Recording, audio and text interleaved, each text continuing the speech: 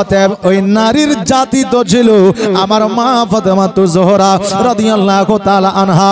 তবে আমার মা ফাতেমা ইমাম হাসান রাদিয়াল্লাহু তাআলা আনহুকে জগতের মধ্যে প্রসব করিয়া 2 রাকাত নফল নামাজ কেমন করে আদায় করলে। এই আমার মা বোনেরা, আমার বাপজি ভাইরা শুনলেন জেনেলেন, আমার মা ফাতেমা রাদিয়াল্লাহু তাআলা আনহার জীবনে কোনো একটা ওয়াক্ত পর্যন্ত নামাজ কাজা ছিল না, একটা রোজা আপনার কাজা ছিল না।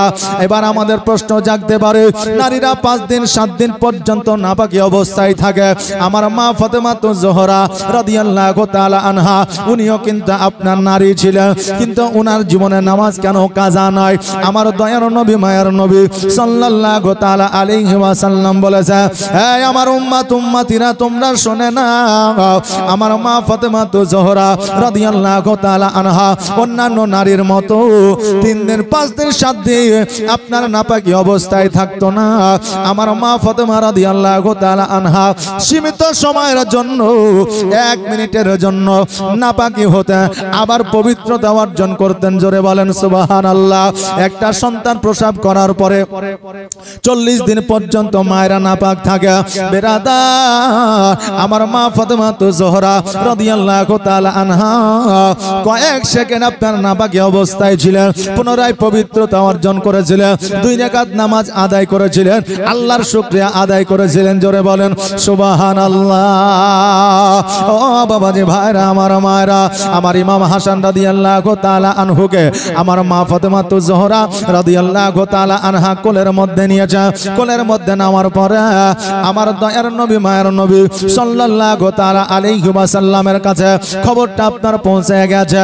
আমার নবীজি ফাতেমা জোহরা রাদিয়াল্লাহু তাআলা আনহার কাছে আসলে, আসার পরে বলে, ফাতেমা আজকে তোমার ঘরে প্রথম সন্তান আসিল রে মা, যার নাম হবে ইমাম হাসান। ও ফাতেমা শোনো, তোমার সন্তানের তুমি কি কোনো নাম রেখেছ? তোমার সন্তানের তুমি কি কোনো নাম রাখবা মনে করেছ? আমার ফাতেমা জোহরা রাদিয়াল্লাহু তাআলা আনহা বলে, ও আব্বাজান, আজকে আমার সন্তানের নাম কেন আপনি রাখবেন? আমি কেন আমার সন্তানের নামটা রাখতে যাব? আপনি দোনো জাহানের বাদশাহ, অতএব আমার সন্তানের নামটা আপনি রাখবেন। আমার নবীজি বললেন, ও ফাতেমা শোনো রে, আজকে আমার আলী রাদিয়াল্লাহু তাআলা আনহু ও হয়তো তার সন্তানের নাম মনে রেখেছে, হয়তো পছন্দ করে রেখেছে, হয়তো তার সন্তানের নামটা রাখবে। ও ফাতেমা, আমি তোমার সন্তানের নাম রাখতে চাই না, আমার আলীকে ডাক দাও, আলী নামটা রাখবে। আমার হযরতে আলী রাদিয়াল্লাহু তাআলা আনহুকে ডাক দিলেন। আলী রাদিয়াল্লাহু তাআলা আনহু আপনার আমার দয়ার নবী মুস্তাফা সাল্লাল্লাহু তাআলা আলাইহি ওয়াসাল্লামের বাড়িতে আসলে, আসার পরে আমার নবীজি বললেন, আলী রে, ও আলী, বলো বলো, তোমার সন্তানের নাম কি তুমি পছন্দ করে রেখেছ? তোমার সন্তানের নামটা কি তুমি রাখবে বলো?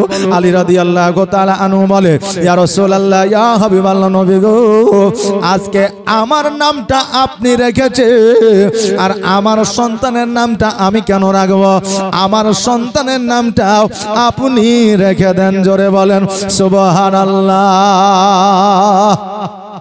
আমার হযরতে আলী রাদিয়াল্লাহু তাআলা আনহু বলে, ইয়া রাসূলুল্লাহ, আজকে আমার নামটা আপনি রেখেছেন আর আমার সন্তানের নাম আমি রাখবো, এটা কি করে হয়? আপনি আমার সন্তানের নামটা রেখে দেন। আমার নবীজি বললেন, আলী, আমি যে তোমার নামটা রেখেছি এটা তুমি কেমন করে জানলে?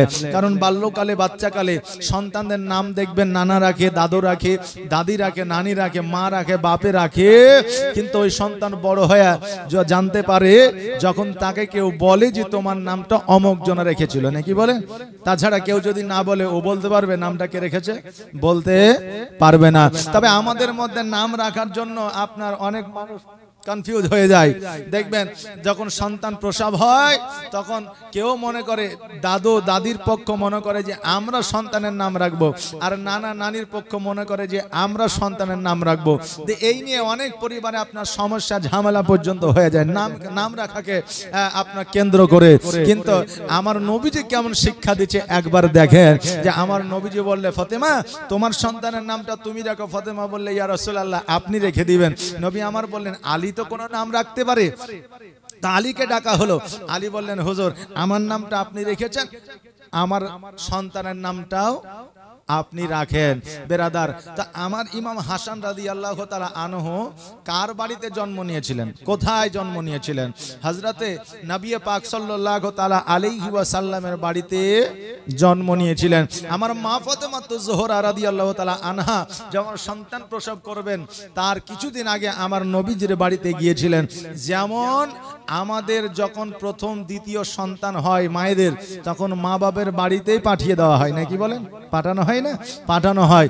এটা হচ্ছে আমার মা ফাতেমাতুজ জোহরা রাদিয়াল্লাহু তাআলা আনহার সুন্নাত। তবে বাবা, আজকাল বর্তমানে যখন আপনার বৌমা অর্থাৎ আপনার স্ত্রীকে যখন বাপের বাড়ি পাঠিয়ে দেন, আপনি কিন্তু খোঁজ খবর নেন না যে কেমন আছে, কি অবস্থায় আছে, সন্তান সিজারে হইলো না নরমালে হলো, টাকা পয়সা কতটা খরচা হলো না খরচা হলো না, এই সমস্ত খোঁজ খবর কিন্তু আমরা নিই না। কারণ বাপের বাড়ি পাঠিয়ে দিয়েছি, যত খরচা যাবতীয় যাহা কিছু লাগবে সব তোর বাপ মায়েরাই করবে, নাকি বলেন? কিন্তু বাবাজি ভাইয়ের একটা শিক্ষা নিয়ে নেন। আমার ফাতেমাতুজ জোহরা রাদিয়াল্লাহু তাআলা আনহাকে যখন আলী রাদিয়াল্লাহু তাআলা আনহু যখন নবীজির বাড়িতে পাঠিয়ে দিয়েছিলেন, আমার আলী রাদিয়াল্লাহু তাআলা আনহু প্রতিনিয়ত প্রতিদিন আমার মা ফাতেমার খোঁজ খবর নিয়েছিলেন। জোরে বলেন সুবহানাল্লাহ। কারণ হইল একজন নারীর কাছে সবচাইতে বড় ওষুধ হইল নিজের স্বামী, নিজের আপনার সঙ্গে। কারণ সমস্ত বড় রোগ যদি একজন নারীকে আপনার আক্রমণ করে, স্বামী যদি পাশে থাকে, অনেক সময় ওষুধের প্রয়োজন হয় না। স্বামীর চেহারা দেখলে অনেক মায়ের রোগ সেরে যায়। জোরে বলেন সুবহানাল্লাহ। অতএব বাবাজি ভাইরা, গর্ভধারিণী মায়েদেরকে বাপের বাড়িতে পাঠাবেন, খোঁজ খবর প্রতিদিন নেবেন। এবং যদি সন্তান প্রসব করতে গিয়ে যদি খরচাটা হয়ে যায় বেশি, অর্ধেক খরচা না হলে ওই বাপ মায়ের হাতে উঠাইয়া দিবে। অর্ধেক খরচাও না হলে ওই বাপ মায়ের হাতে উঠাইয়া দিবেন। এই জন্য উঠাইয়া দিবেন, পুরো খরচাটাই আপনাকে দেওয়া দরকার। কারণ আপনার সন্তান ওই নারী 10 মাস 10 দিন পেটের মধ্যে ধারণ করে বহন করছে, ওই নারী আপনার সন্তানকে জন্ম দিচ্ছে, ওই নারী আপনার সন্তানকে দুগ্ধ পিলায়া ছোট্ট থেকে বড় করছে। তো আপনার সন্তানকে যখন ওই মহিলা লালন পালন করছে, তো টাকাটা কাকে দেওয়া দরকার? আপনার বাড়িতে যদি কেউ কর্ম করে, কাজ করে, তো ঘুরিয়ে কি ওই যে কাজ করবে তার বাড়ি থেকে টাকা নিয়ে এসে দিবে, না আপনাকে টাকা দিতে হবে? কাকে দিতে হবে? আপনাকে দিতে হবে। অতএব সন্তান যে গর্ভে ধরেছে, এটা তো আপনার সন্তান। ওই সন্তানটিকে যে ছোট্ট থেকে বড় করছে, ওটা তো আপনারই সন্তান। অতএব একজন মহিলা রাতের ঘুমকে হারাম করে দিয়ে, দিনের খাবারকে ত্যাগ করে দিয়া ওই সন্তানের পেছনে আপনার সময় দিতেছে, এর চাইতে আর বড় কিছু হতে পারে না। বাবাজি ভাইরা, আমার হযরত আলী রাদিয়াল্লাহু তাআলা আনহু বললেন, ইয়া রাসূলুল্লাহ, আমার নামটা আপনি রেখেছেন এটা আমি জানি। আমার দয়ার নবী বললেন, কেমন করে তুমি জানলে? বলে, হুজুর গো, আমার মা যখন রাস্তা দিয়ে যাইতেছিল, আমি তখন মায়ের গর্ভে ছিলাম। হঠাৎ করে আমার মায়ের প্রসব বেদনা যন্ত্রণা শুরু হয়ে গেল। আমার মা আল্লাহর দরবারে ফরিয়াদ করলে, আমার মা আল্লাহর দরবারে দোয়া করলে, আল্লাহ ইজ্জতের মালিক তুমি, বেইজ্জতের মালিক তুমি। অতএব আল্লাহ গো, আজকে যদি রাস্তার মধ্যে যদি সন্তান প্রসব হয়ে যায়, আজকে যদি রাস্তার মাঝে যদি আমার সন্তান জন্ম নিয়ে নেয়, আল্লাহ গো, আজকে আমি বেইজ্জত হয়ে যাব, আমি ইজ্জত হারা হয়ে যাব। আল্লাহ, এই জায়গায় কোনো ঘর নাই, বাড়ি নাই, তাম্বু নাই, কোথায় আমি যাব? ইজ্জত কেমন করে বাঁচাবো? আল্লাহ গো, আজকে তোমার কাবা ঘরের মধ্যে আমাকে জায়গাটা দিয়ে দাও। রাবিরা বর্ণনা করেছে, কোন রাবি বলেছে তাই দরওয়াজার আপনার তালাটা ভেঙে গিয়েছিল, কোন রাবি বর্ণনা করেছে ওই কাবা ঘরের আপনার ওয়াল দেওয়াল চটচট করে আপনার দুখণ্ডিত হয়ে গিয়েছিল। আমার মা ওই কাবা ঘরের মধ্যে প্রবেশ করেছিল, আর কাবা ঘরের মধ্যে প্রবেশ করার পরে আমি আলী আমাকে জন্ম দিয়েছিল। একদিন নয়, 2 দিন নয়, 3 দিন পর্যন্ত আমি চোখের পাতা খুলি নাই, মায়ের দুগ্ধ পান পান করি নাই, আমি কান্না পর্যন্ত করি নাই। আমার মা মনে করেছিল আমার সন্তান হয়তো অসুস্থ, আমার মা মনে করেছিল আমার সন্তান হয়তো মৃত্যু। আমার সন্তান কান্না কেন করে না, চোখ দুটো কেন খোলে না, দুগ্ধ কেন পান করে না? 3 দিন পরে যখন আপনার কাছে খবর পৌঁছেছিল, আপনি আশায় করে ছুটতে ছুটতে ওই কাবা ঘরের মধ্যে প্রবেশ করেছিলেন, আমাকে কোলে নিয়েছিলেন। কোলে নেওয়ার পরে আমার গোসল আপনি বানায় দিয়েছিলেন। কপালে যখন চুম্বন করেছিলেন, আমি চোখ দুটো খুলিয়া আপনার দিকে তাকাইছিলাম আর মিটকে একটু হাসি দিয়েছিলাম। ওগো রাসূল, আমি যখন মায়ের গর্ভে ছিলাম, আমি তখন চিন্তা করেছিলাম, আল্লাহ আমি জগতের মধ্যে যাব, আর জগতের মধ্যে যাওয়ার পরে আমি যতক্ষণ পর্যন্ত আমার দয়ার নবী মায়ের নবী সাল্লাল্লাহু তাআলা আলাইহি ওয়াসাল্লামকে দেখতে না পাবো, অতক্ষণ পর্যন্ত দুনিয়ার আলো দেখব না। জোরে বলেন সুবহানাল্লাহ। ইয়া রাসূলুল্লাহ, শুধু তাই নয়, আপনার চেহারা মুবারক খানা যতক্ষণ পর্যন্ত না দেখব, ততক্ষণ পর্যন্ত আমি মায়ের দুগ্ধ পর্যন্ত পান করিব না। জোরে বলেন সুবহানাল্লাহ। তোমার মতো এত ভালো, তোমার মতো এত ভালো কেউ তো আমায় বাসে না, তাই তো নবী আমি তোমার দিওয়ানা। তোমার মতো এত ভালো, তোমার মতো এত ভালো কেউ তো আমায় বাসে না, তাই তো নবী আমি তোমার দিওয়ানা, তাই তো রাসূল আমি তোমার দিওয়ানা। ও কি শুনেছি কিতাবের লেখা, নবী ছাড়াই আমার জীবন ফাঁকা গো। নবীজিকে ভালো না বাসিলে, নবীজিকে ভালো না বাসিলে আল্লাহ পাওয়া যাবে না, তাই তো নবী আমি তোমার দিওয়ানা। তোমার মতো এত ভালো, তোমার মতো এত ভালো কেউ তো আমায় বাসে না, তাই তো নবী আমি তোমার দিওয়ানা। আমার নবীজি বলে, আলী আজকে শৈশবকালে আমি তোমার গোসলটা বানায় দিলাম। ও আলী রে, আজকে ওসিয়ত করে গেলাম যে আমি নবী যেই দিন এই জগৎ ছেড়ে পরজগৎ গমন করব, আমার গোসলটা সেদিন তুমি বানায় দিও। জোরে বলেন সুবহানাল্লাহ। আমার আলী রাদিয়াল্লাহু তাআলা আনহু বলে, ইয়া রাসূলুল্লাহ, ইয়া হাবিবাল্লাহ, নবী গো, আজকে আমার প্রথম সন্তানের নামখানা আপনি রাইখা দেন।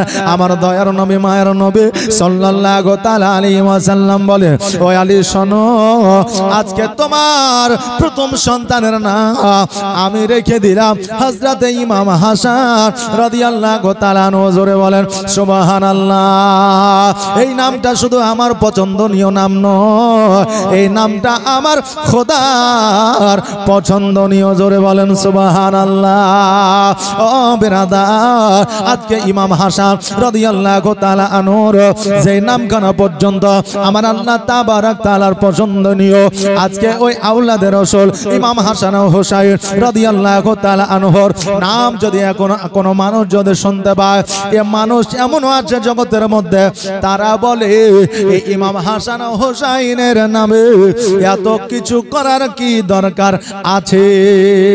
বলে কি বলে না? আছে না নাই? আছে। বলে এত কিছু করার কি আছে? কারণ আমার নবীজি তো বলে দিয়ে গেছে, তোমরা কি জানো না? কারণ আমার ইমাম হাসান ও হুসাইনকে যারা ভালোবাসবে, আমার নবীকে ভালোবাসা হবে। যারা ইমাম হাসান ও হুসাইনকে কষ্ট দিবে, আমার নবীকে কষ্ট দেওয়া হবে। আমার ইমাম হাসান ও হুসাইন যদি কষ্ট পেয়ে যায়, আমার নবীজি কষ্ট পেয়ে যাবে। আর আমার নবী যদি কষ্ট পেয়ে যায়, আমার আল্লাহ তাবারক তাআলা সহ্য করবে না। জোরে বলুন সুবহানাল্লাহ। ও ইমাম হাসান রাদিয়াল্লাহু তাআলা আনহু। বাবাজি ভাইরা, যখন আপনার 1 বছর হইল, পরবর্তীতে আপনার ইমাম হোসাইন রাদিয়াল্লাহু তাআলা আনহু জগতের মধ্যে আসলেন। আসার পরে 2 ভাই নূরানীময় চেহারা নিয়ে আপনার ছোট্ট থেকে বড় হতে লাগলেন।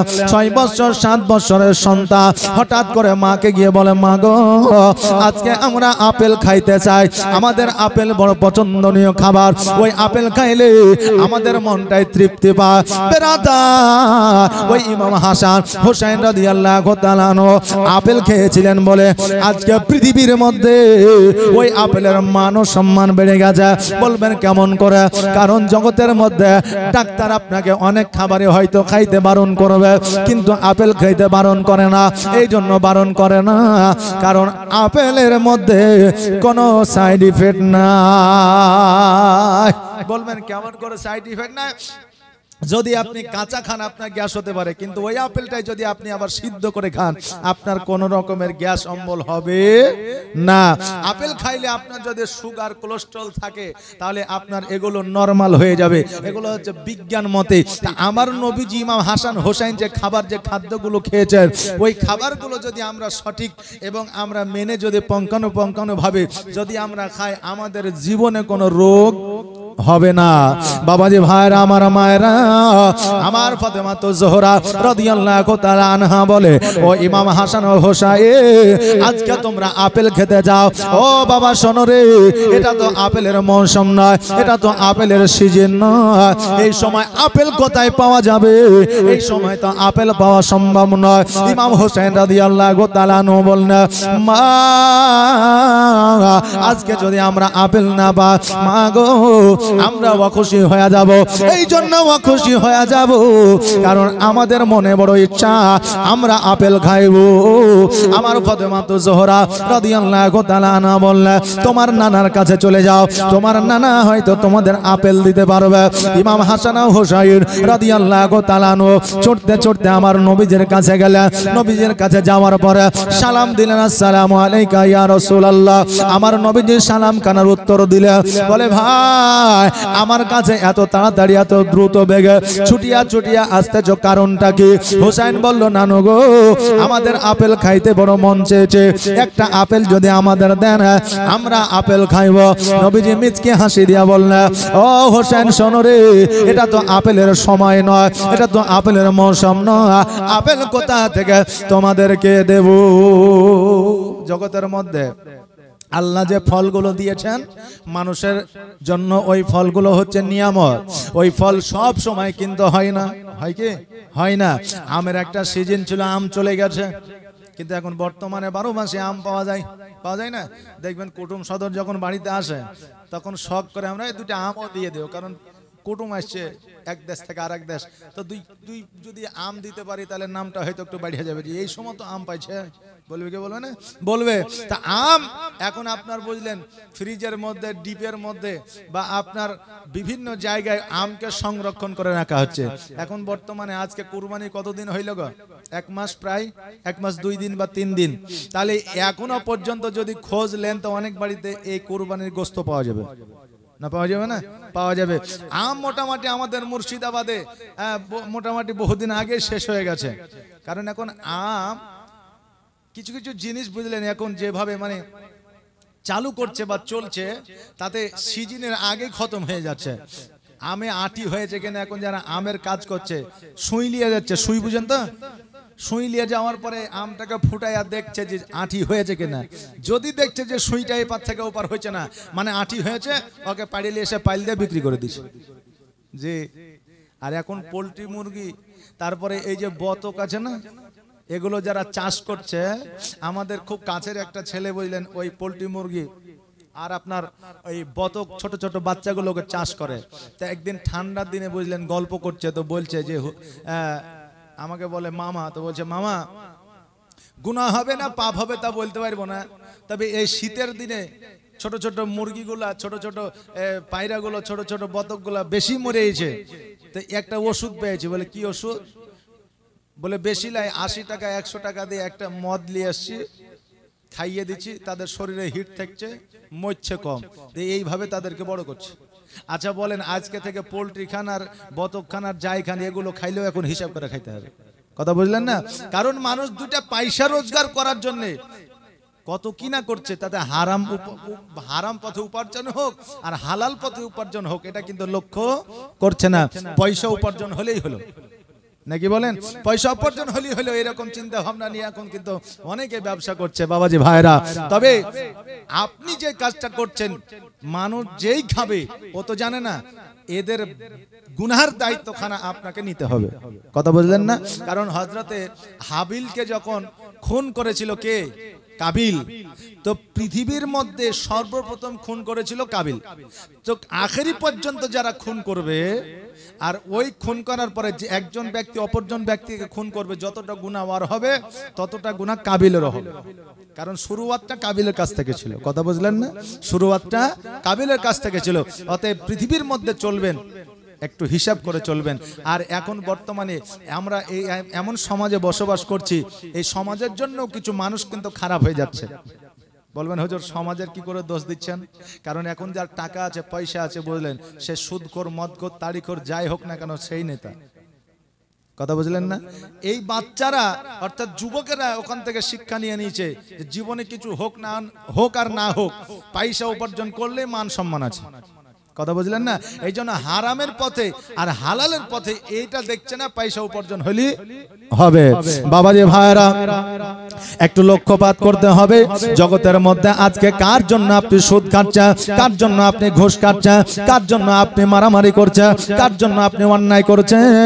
কারণ আপনি আজকে সুদ খাইয়া আপনার 5 তলা 10 তলা আপনি বিল্ডিং বানায় নিলেন, 10 বিঘা জমি বানায় নিলেন। আজকে মারা গেলে কালকে আপনার সন্তান দাফন করে দিবে। যখন আপনার সন্তান আপনাকে দাফন করে দিবে, যদি আপনার সন্তানকে যদি আল্লাহ তাবারাক তাআলা বলে তোমাকে গুনার দায়িত্বখানা নিতে হবে, কারণ তোমার বাপের দেওয়া 5 তলায় তুমি বসবাস করছো, 10 বিঘা জমি তোমার বাপের দেওয়া, তুমি চাষ করে খাচ্ছ, ওই সন্তান বলবে আমার বাপের যাই হবে হোক, এর গুনার দায়িত্ব আমি নিতে পারবো না। গুনাহ তো নেওয়া দূরের কথা, আপনাকে রোগ হয়েছে, এখন ডাক্তাররা যদি বলে যে এই রোগটা যদি আপনার সন্তান নেয় তা আপনার রোগ ভালো হয়ে যাবে, কেউ লিবে? লিবে যে? কেউ লিবে না। অতএব কার জন্য গুনাহ করছেন? গুনাহ করার কোনো দরকার নাই, কারণ রুজির মালিক তো আল্লাহ। আপনি ঠিক খেতে পাবেন, তবে এই খারাপ পথে গুনার পথে যায়েন না। বলেন ইনশাআল্লাহ। এটা আওয়াজ দিয়ে বলেন না ইনশাআল্লাহ। বাবাজি, যে জায়গায় ছিলাম, প্রত্যেকটা আপনার ফলের একটা মৌসুম থাকে, সিজন থাকে। এই দেখেন আমের সিজন চলে গেছে, এখন আম পাওয়া যাবে না। আমার দয়ার নবী মায়ার নবী সাল্লাল্লাহু তাআলা আলাইহি ওয়াসাল্লাম বললেন, ও হোসাইন, এটা তো আপেলের সিজন নয়, আপেল তোমাকে কোথা থেকে দেব? ও হাসান শোনো গো, আপেল তোমাকে কোথা থেকে দেব? হাসান বললেন, না গো, আপেল কোথা থেকে দিবেন আমি জানি না, তবে আপেল আমাদের লাগবে, আমরা খাবো, আমাদের মনে বড় আশা। আমার আল্লাহ তাবারাক তাআলা ডাক দেয়া বলে, জিবরিল, আর দেরি করিও না, দেরি করিও না, জান্নাত হইতে একটা আপেল নিয়ে গিয়ে ইমাম হাসান রাদিয়াল্লাহু তাআলা আনুর হাতে দিয়ে দাও। কারণ ইমাম হাসান হোসেন খুশি হইলে আমার নবী খুশি হইবে, আর আমার নবী যদি খুশি হয়ে যায় আমি আল্লাহ খুশি হয়ে যাব। হযরত জিবরিল আলাইহিস সালাম সঙ্গে সঙ্গে জান্নাত হইতে একটা আপেল নিয়ে জগতের মধ্যে আসলেন। আসার পরে ইমাম হাসান রাদিয়াল্লাহু তাআলা আনুর হাতে উঠে দিলেন, আর দেওয়ার পরে আমার নবীজিকে বলে দিলেন, ইয়া রাসূলুল্লাহ, ইয়া হাবিবাল্লাহ, অর্ধেকটা আপেল কাটিয়া 2 ভাইকে অর্ধেক করে দেন, আর অর্ধেকটা আপেল বাড়িতে রেখে দেন, আবার পরের দিন তারা খাবে। অর্ধেকটা আপেল কাটিয়া আপনার দিয়ে দিলেন ইমাম হাসান ও হোসেনকে, 2 ভাই আপনার খাইলেন, অর্ধেকটা আপেল বাড়িতে রেখে দিলেন। ইমাম হাসান ও হোসেন রাদিয়াল্লাহু তাআলা বাড়ির দিকে আসলেন। পরের দিন খেলাধুলা করতে করতে হঠাৎ করে মনে পড়ে গেল, আমরা তো অর্ধেক আপেল রেখে এসেছিলাম, চলো চলো ওই আপেলটা আমার নানার কাছ থেকে নিয়ে খাবো। বাচ্চারা দেখবেন কোনো খাবার ক্যাডবেরি হোক আর জেলি হোক আর যাই হোক না কেন, বেশি করে কিনে নিয়ে এসে যদি বাড়িতে ফ্রিজের মধ্যে রেখে দেন, 1 ঘন্টা পরে পরে তাদের মনে পড়বে আম্মু জেলি খাবো, মানে ওর জানা আছে যে আছে। কথা বলেন না? বাচ্চারা তো এখন বহুত ইন্টেলিজেন্ট, আপনার চাইতো এখন বাচ্চারা বহুত ইন্টেলিজেন্ট, মানে তাদের বুদ্ধি বেশি। কথা বুঝলেন কিনা? এই দেখেন এখন আপনি জানেন না যে কোথা থেকে কি হয়, কিন্তু একটা বাচ্চা জানে। কিছুদিন আগে তো বুঝলেন ছোট ছোট বাচ্চা 2 বছর 3 বছরের ছেলেগুলো টেঙ্গে টেঙ্গে করছে। কথা বুঝলেন না? টেঙ্গে টেঙ্গে করে বলে, জানে টেঙ্গে টেঙ্গে মানে কি ওটা আমি জানি না, আপনি জানেন না, কিন্তু বাচ্চাটা জানে। আবার মাঝে মধ্যে বলছে কুদ্দুস, যে মাঝে মধ্যে বলছে কুদ্দুস রে, মানে এগুলো হচ্ছে মোবাইলে ভাইরাল, যেটা আপনি আমি জানি না। কথা বুঝলেন না? কিন্তু ওই বাচ্চাটা জানে। এখন বাচ্চারা বুঝলেন ইন্টেলিজেন্ট, মোবাইলের দিক থেকে আপনি যেটা না জানবেন বাচ্চারা জানে। বাবজি ভাইরা, এই জন্য বাচ্চাদের বাড়িতে যদি খাবার থাকে তো তাদের মনে থাকে। আমার ইমাম হাসান হোসেন বলছে চলো। হোসেন বলল ঠিক আছে চলো, খেলাধুলা বাদ দিয়া আমার নবীজির কাছে গেলেন। বলে নানু কালকে যে আপেল অর্ধেকটা ছিল আছে না, খেয়ে নিয়েছেন? নানা বলছে হোসেন তোমাদের খাবার আমি কেমন করে খাই, আমার নিজের খাবার তোমাদের দিয়ে দিই, কারণ তোমাদের আমি এত ভালোবাসি, এত ভালোবাসি। ও হোসেন, আজকে তোমরা যদি ব্যথায় ব্যথিত হয়ে যাও, তোমাদের ব্যথা হয় ঠিকই, কিন্তু আসলে ব্যথা আমি নবী পেয়ে যাই। জোরে বলেন সুবহানাল্লাহ। বলে নানু তবে ওই আপেলটা দেন। বলে টাকের মধ্যে আছে, নিয়ে নাও। আগে কিন্তু বাড়িতে টাক ছিল, টাক বুঝেন, যে ওয়ালের মধ্যে যে একটা ছোট্ট করে একটা আলমারির মতো থাকে, ওটাকে টাক বলা হতো। এখন তো আপনার ছেলে মেয়েরা টাক বোঝে না, কারণ এখন তো নাই, এখন গ্যালারি আলমারি বলেন, চিনতে পারবে ইনশাআল্লাহ নাকি? কারণ এখন এই সব চলছে। ও বাবাজি ভাইরা, আমার ইমাম হাসান রাদিয়াল্লাহু তাআলা আনহু ছুটতে ছুটতে টাকের মধ্যে, টাকের কাছে গেল। যাওয়ার পরে যখন হাত দিচ্ছে, হাত দেওয়ার পরে আপেলটা বাহির করে নিয়ে আসে। আপেলটা বাহির করে নিয়ে আসার পরে হাতের মধ্যে তাকায় দেখে অর্ধেক আপেল আর অর্ধেক না। ওই আপেলটা আবার পূরণ হইয়া গোটা হয়ে গেছে। জোরে বলেন সুবহানাল্লাহ। ইমাম হাসান রাদিয়াল্লাহু তাআলা আনহু নবীজির কাছে আসলে, আসার পরে বলে ইয়া রাসূলুল্লাহ, ইয়া হাবিবাল্লাহ, নবী গো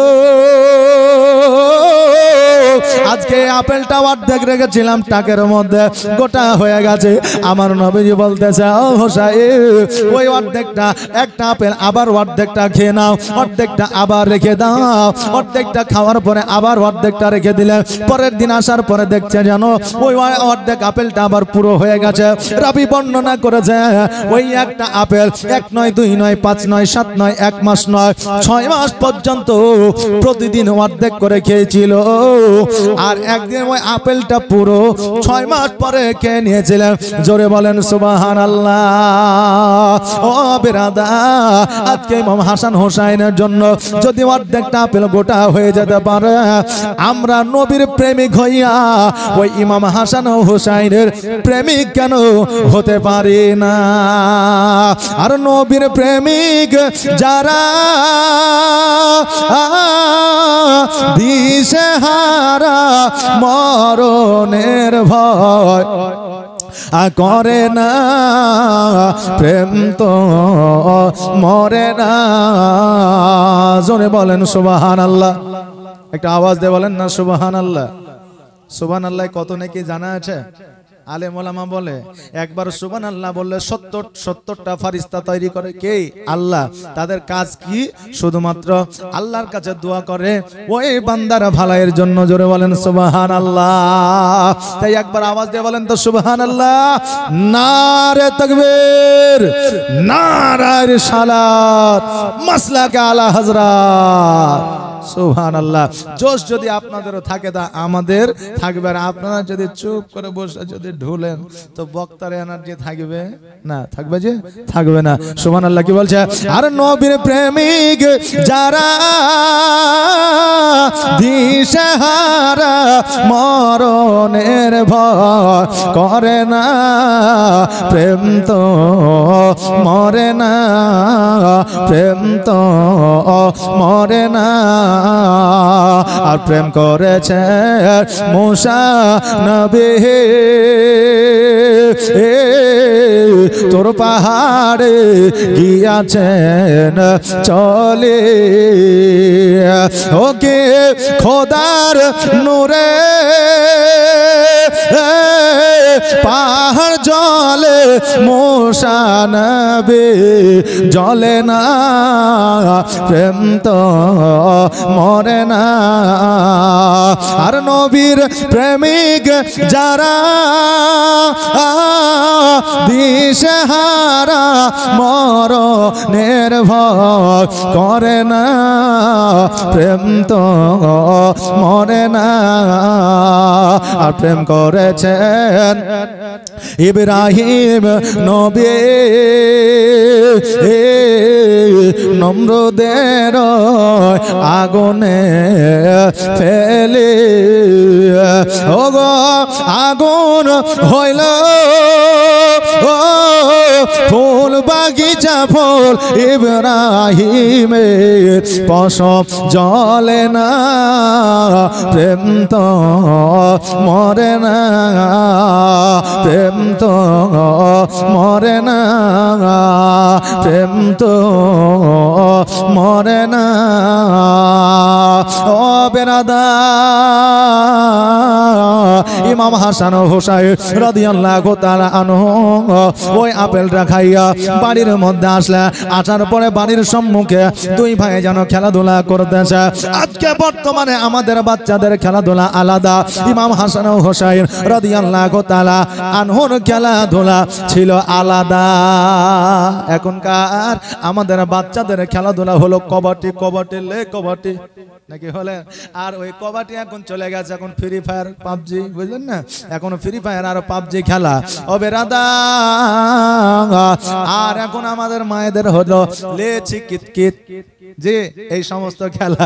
কিন্তু আমার ইমাম হাসান হোসাইনের আমলে খেলা ছিল আলাদা, কারণ তিনাদের খেলার মধ্যে খেলা খেলতো কিন্তু আল্লাহর নৈকট্য তার মধ্যে দিয়েছিল। জোরে বলেন সুবহানাল্লাহ। এ বাবাজি ভাইরা, একটু কর্ণপাত করা শুনলেন, কর্ম করা হলো আমাদের একটা ইবাদত। রাত্রিবেলায় বিছানায় ঘুমানো হলো আমাদের জন্য ইবাদত। স্ত্রীর আপনার দেখভাল করা হলো ইবাদত। সন্তানকে সঠিকভাবে লালন পালন করা হলো ইবাদত। বাপ মায়ের খিদমত করা হলো ইবাদত। ও বেরাদার, খাবার খাওয়াটাও হলো ইবাদত। ওই খাবার যদি আপনি না খান আপনার শরীর সুস্থ থাকবে না, কর্ম যদি না করেন আপনার সংসার চলবে না। আজকে আপনি বলবেন হুজুর এইগুলা কেমন করে ইবাদত হতে পারে? ছোট্ট করে আপনাদের বলে যায়, আজকে কর্ম করলে আর আপনার জমিতে বসে আছেন, জমিতে বসার পরে দাউলি নিয়ে আপনি এই দিকে ঘাস তুলছেন, আর ঘাস তুলতে তুলতে যদি পরানো জলে অন্তর জলে যদি ধইরালেন, এখন বুঝলেন না লাইলি মজনুর গান আছে না, এই গান যদি ধরে লেন কি হবে? জি হবে। অনেকে বুঝলেন যারা ওই জমিতে কাজ করে তারা বুঝলেন গান না গাইলে মনে হয় একটু এনার্জি আসে না। অনেকে দেখবেন ভ্যান, বুঝেন তো, ভ্যান ভ্যান চালাচ্ছে, এদিকে বান্না মেরে নিয়েছে, ভ্যান চলছে, আর বুঝলেন এদিকে গান ধরে নিয়েছে। অনেকে আছে আলেম ওলামা দেখলেও কিছু মনে করে না, গান ধরে লেছে। গান গাইলে কি নেকি হবে? হবে না। আমার নবীজি বলেছে, এই আমার উম্মত উম্মতিরা, তোমরা যখন কর্ম করবে জমিতে ভুইলি নাও, আর তুমি যে কোনো কর্ম করো না কেন, ওই কর্ম করতে করতে নবীর শানে একটু নাত পড়ো, সূরা তেলাওয়াত করো, সুবহানাল্লাহ আলহামদুলিল্লাহ মাশাআল্লাহ পড়ো। এই কাজও করবে, নেকির খাতায় নেকিও লিপিবদ্ধ হবে। জোরে বলেন সুবহানাল্লাহ। রাত্রি বেলায় বিছানায় ঘুমাবে, ওই বিছানায় ঘুমানোর আগে আয়াতুল কুরসি পড়ে নাও, 3 বার সূরা ইখলাস পড়ে নাও, তাও যদি না পারো সূরা ফাতিহা পড়ে নাও, সূরা ফাতিহাও যদি না জানো দরুদ পড়ে নাও, ওই দরুদও যদি না জানা থাকে ছোট্ট দরুদ পড়ে নাও সাল্লাল্লাহু আলাইহি ওয়াসাল্লাম। এটা পড়তে পড়তে ঘুমায়া যাও। যতক্ষণ পর্যন্ত ঘুমাবে ততক্ষণ পর্যন্ত আল্লাহর ফেরেশতা আপনার নেকির খাতায় নেকি লিপিবদ্ধ করবে। জোরে বলেন সুবহানাল্লাহ। কিন্তু এখন তো আমরা তা করি না। গুগলে সার্চ দিয়ে রাত্রে বেলায় ঘুম আসছে না, কি করব? বলছে একটু গান শুনে লাও। আর অমনি যুবক যুবতীরা বুঝলেন কানের মধ্যে হেডফোন ঢুকাইয়া একবারে সেই ধিঙ্কা জাকা মিউজিক চালাইয়া আপনার রাত্রিবেলায় ঘুমিয়ে যাচ্ছে। শয়তানের পালটে পড়েছো। এই গান শুনতে শুনতে যদি তোমার রাত্রিবেলায় মৃত্যু হয়ে যায়, তোমার জাহান্নামে স্থান হবে। জোরে বলেন নাউজুবিল্লাহ। অতএব যখন বিছানায় ঘুমোতে যাবে ওযু বানায় নাও, পবিত্রতা অর্জন করে নাও। আর পবিত্রতা অর্জন করে নিয়ে তুমি বিছানায় গিয়ে তুমি আয়াতুল কুরসি বা সূরা ইখলাস বা সূরা নাস বা সূরা ফালাক বা সূরা ফাতিহা বা দরুদ শরীফ পড়ে যদি তুমি ঘুমায় যাও সারা রাত্রি আল্লাহ তোমার প্রতি রহমত বর্ষিত করবে আর তোমার নেকির খাতায় নেকি লিপিবদ্ধ করবে। জোরে বলেন সুবহানাল্লাহ। এই যে আমরা বিনা কর্মে বিনা খাটনিতে যে নেকিটা পেয়ে যাই এটা আমরা আজকে থেকে ছাড়বো না, বলেন ইনশাআল্লাহ। একটা আওয়াজ দিয়ে বলেন ইনশাআল্লাহ, সুবহানাল্লাহ, মাশাআল্লাহ।